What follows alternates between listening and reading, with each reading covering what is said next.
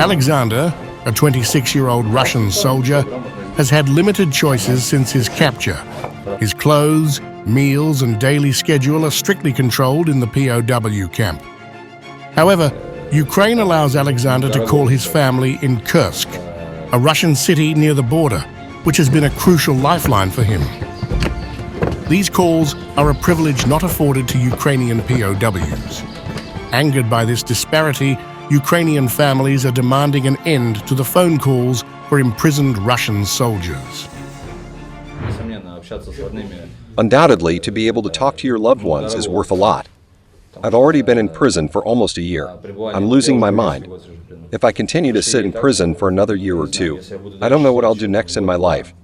What I will do is not clear to me, like the boys who sit 2 years in prison. The simple point is that people are not made of iron. Everyone's nerves are not made of iron.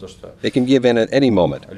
I know everything about rope and soap suicide, no matter how funny it may seem, but people go crazy. Therefore, God give hope that they, Ukrainian prisoners, will also be able to call. For Ukrainian POWs, communication is rare, with families often learning about their loved one's status only through released comrades. The last exchange occurred on February 8th, and to date, 2,988 Ukrainian military members have been swapped for Russian POWs. Both Ukraine and Russia have not disclosed the total number of POWs. Ukraine's main POW camp is regularly visited by the Red Cross, the United Nations, and international journalists. In late April, the AP visited the camp, located a day's journey from the front lines, under the condition that its exact location remain undisclosed. Access to Russian sites where Ukrainians are held is severely limited. UN reports based on post-release interviews indicate that most Ukrainian POWs face medical neglect, systematic mistreatment, and torture. There are isolated reports of abuse of Russian soldiers, mainly during capture or transit. Some Russian POWs were eager to speak with AP journalists, while most refused. Guards maintained a distance during the interviews, and prisoners gave only their first names. Over 3 weeks, Ukrainian families collected more than 25,000 signatures on a petition to stop Russian POWs' calls home. But the government quickly rejected it in late April. The families argue their pain is being ignored to keep Russian prisoners comfortable and are appealing the decision. Their movement is gaining support beyond POW families, with protests increasing weekly. Ukraine has extended this by allowing 15-minute calls since the war's start, hoping Russia would reciprocate. In rejecting the petition, the government cited the convention and stated that the calls could help protect Ukrainian POWs. The conversations show Russian soldiers that surrendering is not dangerous, potentially increasing the number of POWs and facilitating more Ukrainian releases. Petro Yatsenko from the coordinating staff on the treatment of POWs said Ukraine established the calls in 2022, expecting Russia to do the same for Ukrainian POWs. Ukrainian side established the phone calls in the 2022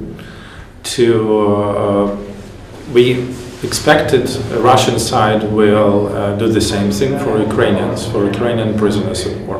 It works like we have the special equipment provided by ICRC organization for us, and this is IP calls, and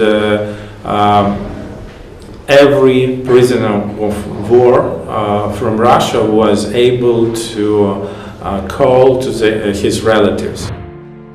The Red Cross organizes much of the communication, but phone calls depend on the goodwill of the parties, said spokesman Alexander Vlasenko, who declined to comment on the disparity. The family's anger and the petition's rejection come amid reports of mistreatment of Ukrainians in Russian captivity. Though far from the fighting, the war still impacts the POWs. During the AP visit, air raid sirens sounded 4 times, and the men were lined up, patted down and led to basement shelters until the all clear. Unwounded POWs work daily, performing tasks like fabricating plastic Christmas trees, building garden sheds, making kindling, and sorting metal. Others prepare meals. POWs must keep their hands behind their backs when passing guards and shout thank you in Ukrainian after meals. Though most guards understand Russian, prisoners rarely speak or understand Ukrainian. The calls happen in a small room overlooking a church and treetops, with a monitor and logbook for detainees to record their call details. Prisoners said they cherished these brief, monitored conversations. I spoke to my wife and son. We received such an opportunity. We called. I called my family in February or even March. I can't tell you clearly. We spoke, everything was good. They are waiting for me at home. In general, everything is good. I have no bad feelings, nothing. Anastasia Savova last heard from her father, defending Mariupol in December 2022. She learned of his deteriorating health from a returning POW and longs to hear his voice again.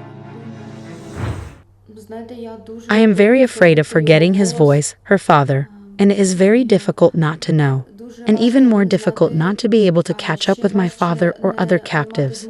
We live in constant expectation of exchanges.